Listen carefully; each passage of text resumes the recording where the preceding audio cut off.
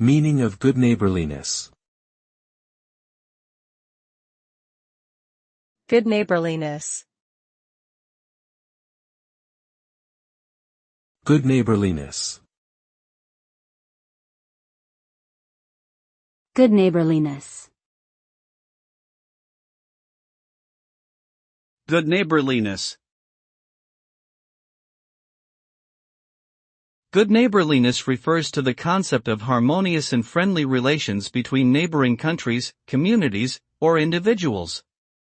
It implies a mutual respect for each other's sovereignty, territorial integrity, and cultural diversity, as well as a willingness to cooperate and assist each other in times of need. The result of good neighborliness is improved social stability, increased economic growth, and a more peaceful world. When neighbors treat each other with respect and extend a helping hand when needed, trust is built and relationships flourish, creating a supportive environment for all parties involved.